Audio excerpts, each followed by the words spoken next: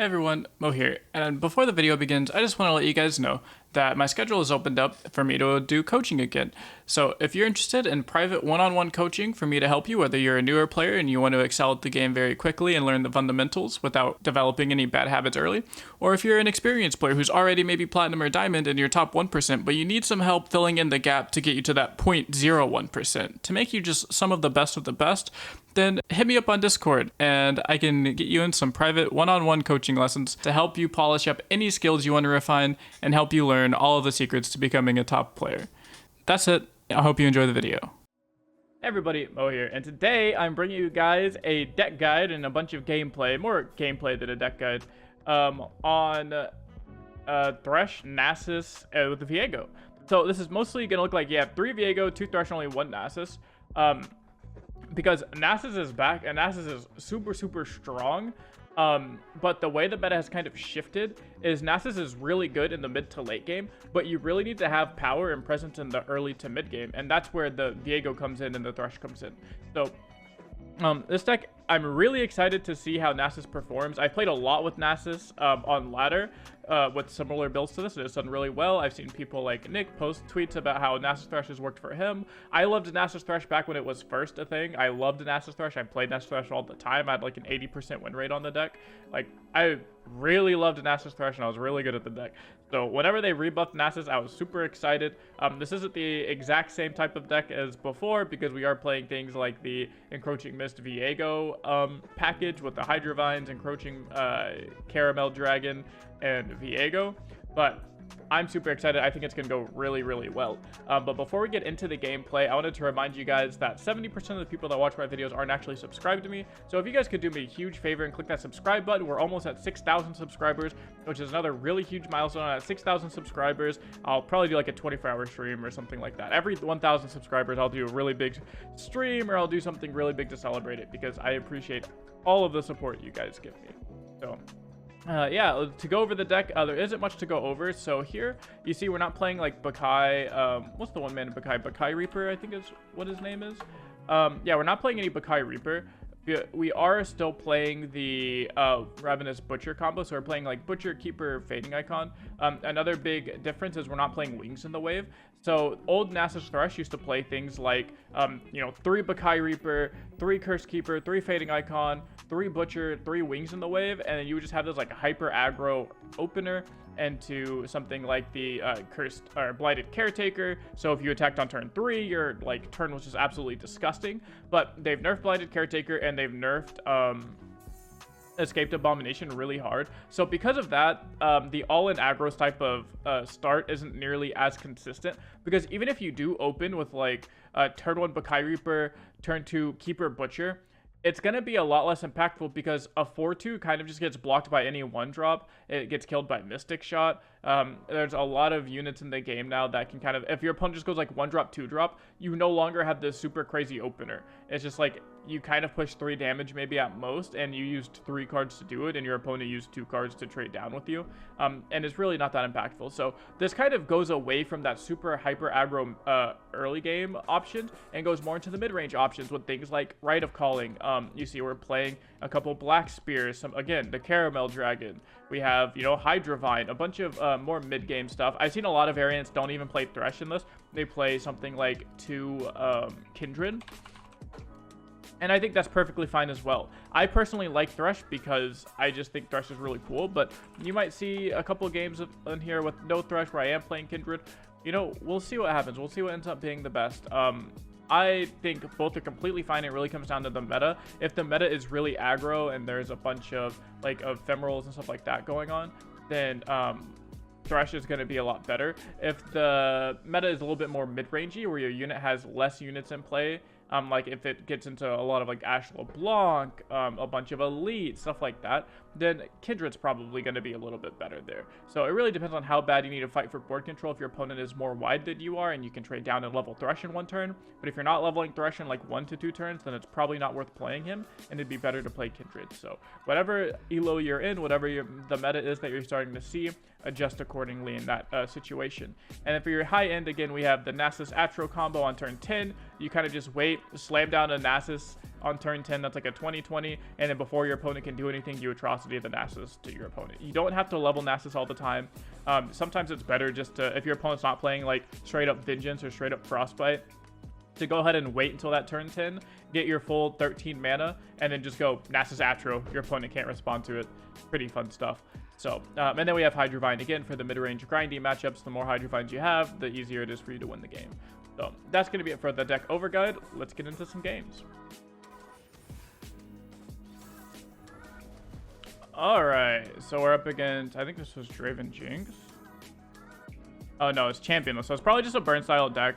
Fortunately, our matchup is pretty good into burn because we play a lot of early game units, so we can negate a lot of the early game pressure as far as units go. And then we just have to find a way to kind of close out the game before they do end up hitting us with those uninteractable burn spells. We did not draw a 1-drop, so we are going to take a bunch of damage here, but we shouldn't be taking much more damage after this. So we can go ahead and play Fading Icon. That was a really good draw for us. We can apply a decent amount of pressure here. If they play Boom Crew Rookie or anything, should be okay. So let's go ahead and play Ravenous Butcher here, and we'll just attack you for 6.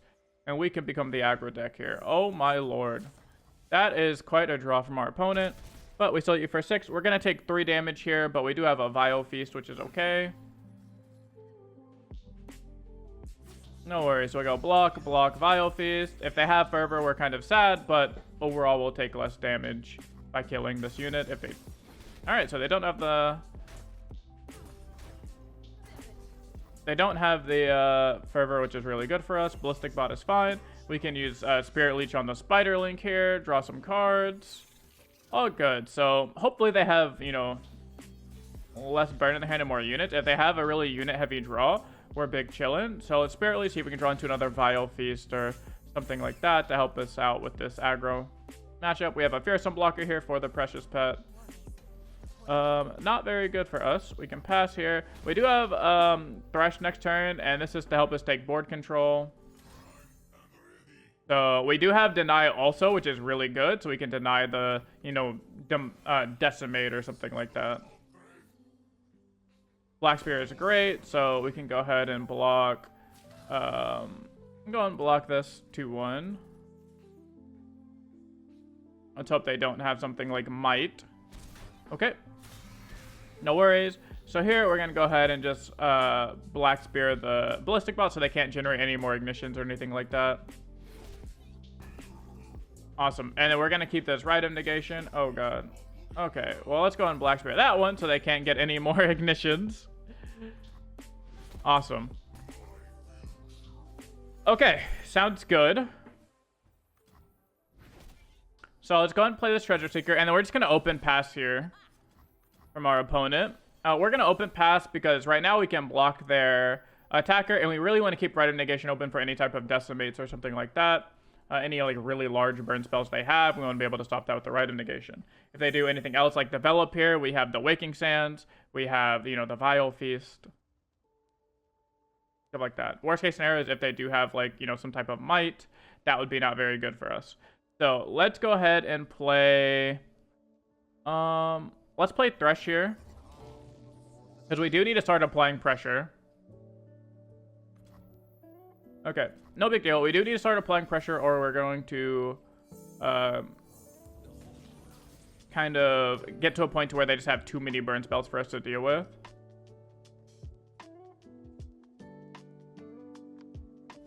Okay, so like here's a Decimate, I assume. A Mystic Shot, sure. Okay. So let's go ahead and play Waking Sand. We're just going to try to apply as much pressure as possible. This puts them to 2, so if we draw an Atrocity, we can try and win the game here. We go to 3.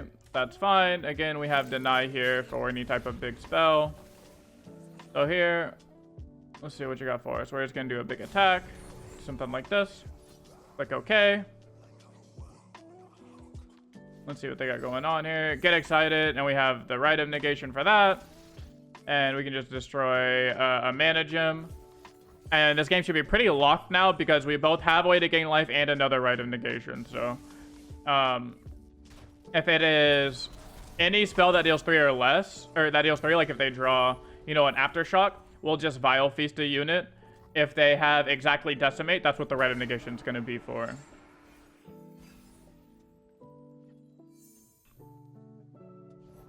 Okay, Boom Crew Rookie.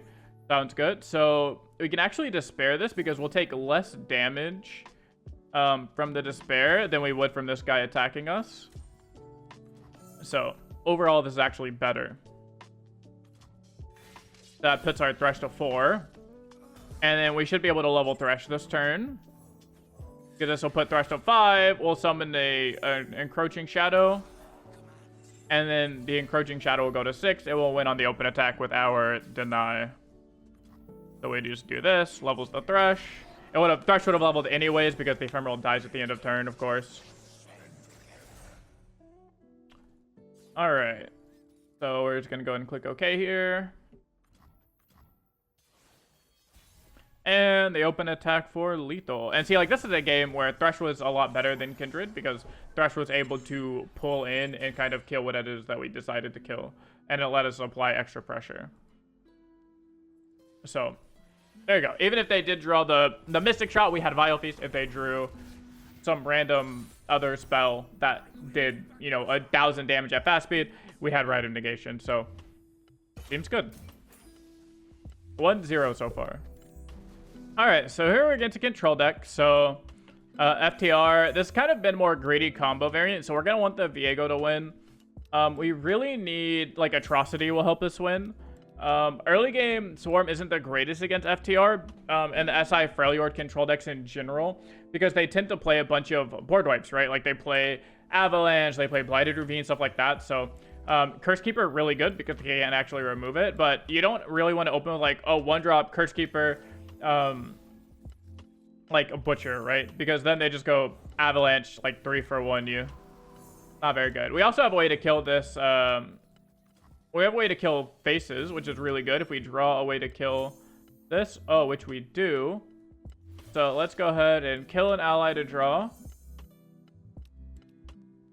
So let's do this. If they have the Vile Feast or they have something to counter it, that's perfectly fine. Because all we really cared about was having our unit die here. And then we can go and just... Oh, no, they have double faces. That's pretty annoying. So, we're just going to say okay here. No block. Pretty interesting. Let's go and Black Spear one of these so they don't get too ahead of us. Multiple faces is not very good for us. Alrighty. So... Oh, nice. That was a pretty good draw, Rite of Calling. If they tap out for Trundle or something here, that's really good. Oh my, they are ramping. They are ramping. No worries. So, we have Rite of Calling. We get a champion. We have a Viego here. I think another Viego would be really good because Despair would kill off one of these ramp units. Nice, nice. So we say, okay, we have a big old 6-5 Viego. If they go for a Vengeance or something, we have the Glimpse. So, we're big chillin'. We're big chillin'. Alright, let's attack with... You want to put your units before Viego, so that way if he blocks, you know, like the 4-2 or the 3-1 here, with the 3-3 to kill it off, then your Viego will get +1/+1 from the Encroaching Mist. Okay, this is fine. If they go for an Avalanche or something like that, we can counter it with a Glimpse.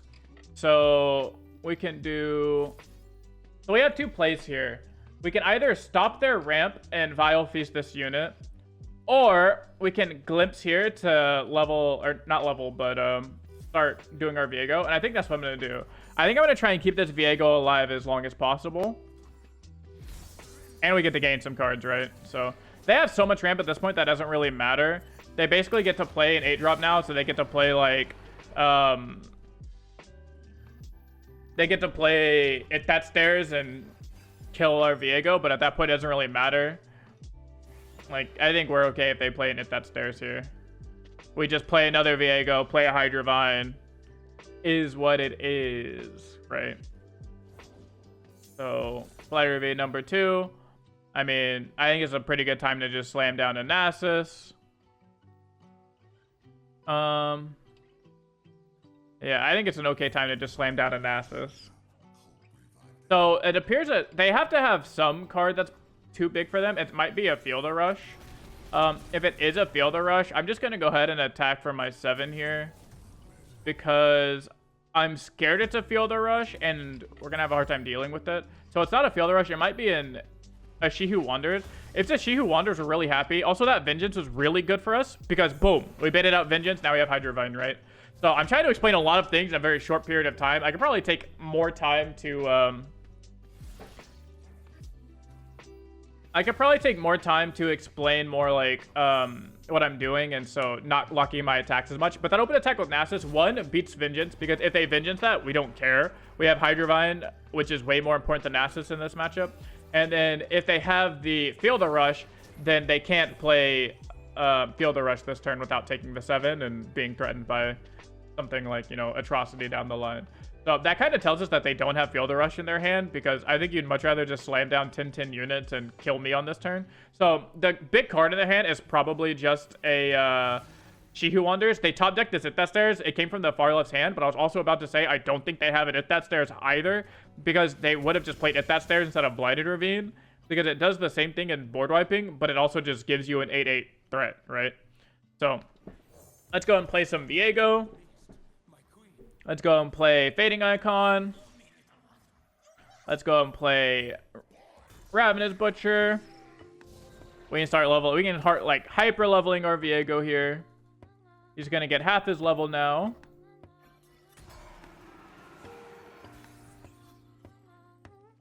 Okay, Atrocity, very good. So what we can do here is just get a really big attack in, because they probably have.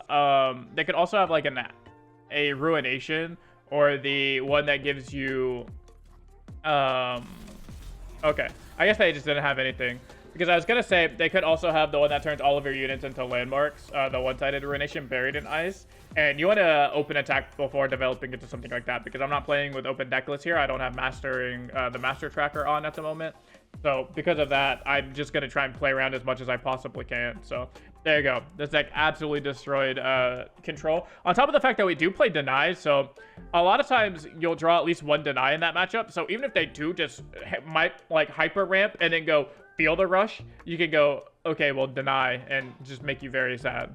So you're usually big chilling in that matchup. Okay, so now we're against a more combo variant deck, like with the Fizz. Aphelios is just trying to get Fizz to be elusive and double attack. So what you want against these type of decks is to just try to pressure them down before they get their just like turn 6 OTK, which is something that this hand does really well. So all we really need now is a way to kill off the units, which we don't have. So we have like the 1-drop, we have the Cursed Keeper. We need like a Butcher or a Rite of Calling or something. Sick, there we go. And then we have a lot of pressure now. We have a lot of pressure now, which is really good.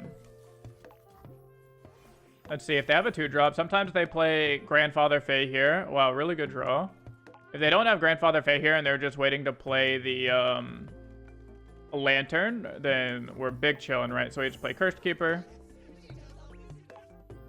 We play Butcher. So we're kind of big chilling.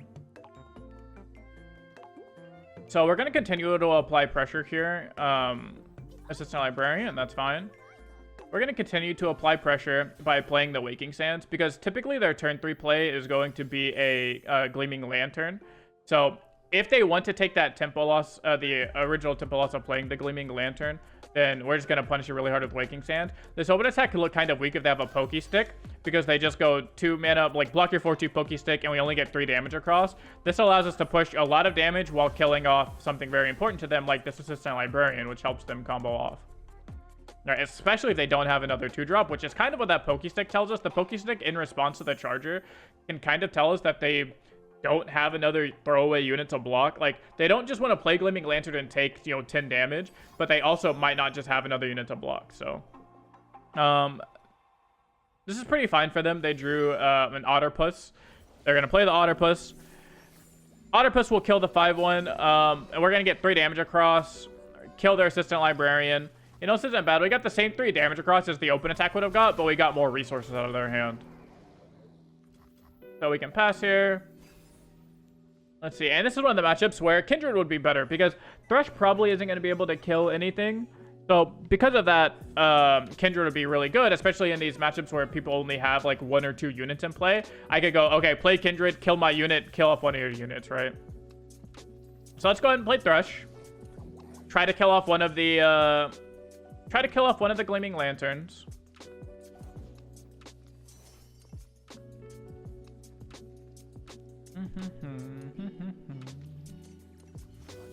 Sure, so we do this. Oh, we'll put Thresh at the end because correct ordering. We're gonna practice good habits here. Good habits in this community.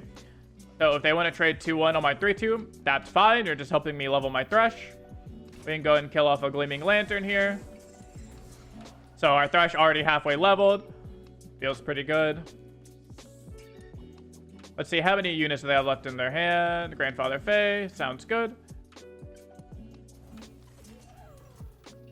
Okay, so we can block something here, put it down to 4.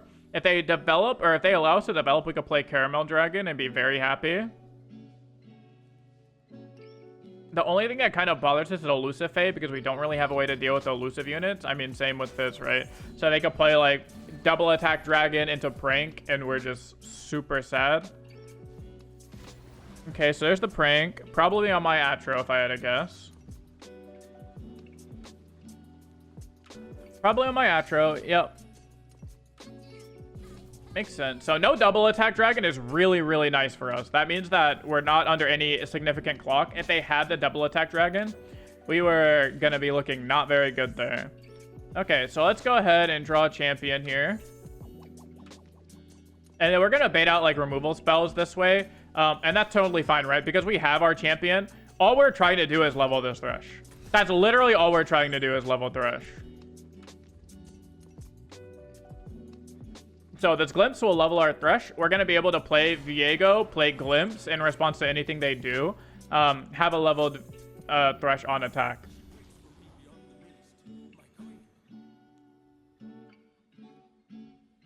So there's our Viego.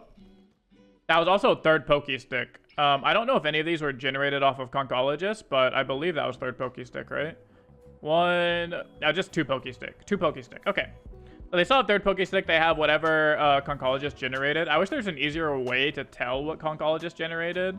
I probably could just slow down a little bit. Like if I wasn't recording, I wasn't trying to talk at the same time. Obviously, you can just mouse over the spell, and it tells you if it was created by Concologist or not. You can also hand track to see exactly where the Concologist spell is. So let's go ahead and play Cursed Keeper. We're just going to try again. Get as much pressure as possible here.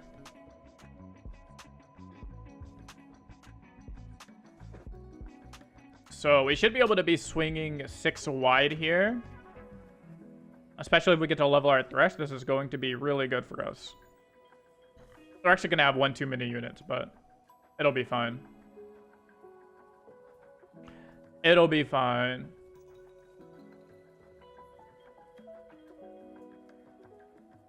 So, opponent's thinking really hard. Let's see what he got here. What did you discard? Oh, you probably discarded the, like, Tiny Spear or whatever. So, they're just trying to summon things because they know we're about to be 6 wide. This was the Concologist card. Give an ally +2, recall me. Sure. So, let's go ahead and glimpse this. This levels our Thresh. So, we can hopefully get another Viego in here. Got it. Let's see. So I know we have a wide board, but we should be able to just kind of swing out here and be totally fine because our opponent has to block stuff or they just die. So because of that, this full swing here is perfectly fine. Actually, not full swing. We're going to keep the 3-1 back, but we're going to swing like this. We're going to get another champion here. And I'm going to show you guys a trick. So even though we have a full board, we can still attack 6 wide. Because it'll put 6 attackers here. All that matters is that you don't have more than 6 units trying to go back to the bench. When you have more than 6 units trying to go back to the bench, then that's when your attackers start getting obliterated, and you do not want that to happen. So you see here, I have a full board of 6. I just attacked with 5. I know for a fact this unit's dying. Oh, I forgot to challenge something. I meant to challenge the Fizz. That was a pretty big misplay, but should be okay. Pretty big misplay. If we do lose, it's because I didn't pull the Fizz. But we'll see. I have this Atrocity in my hand, so hopefully Atrocity can get us there. Again, they don't have the double attack unit, so should be okay. They also have to block both of my fearsome champions, so they can't quite do these blocks. But I for sure was supposed to block the Fizz here. Or pull the Fizz here with my Thresh, but I was too busy trying to explain to you guys why I could attack with 6 units, even though I already had 6 units on board. In case some of you have maybe not seen this interaction before, or kind of unfamiliar with it, stuff of that nature.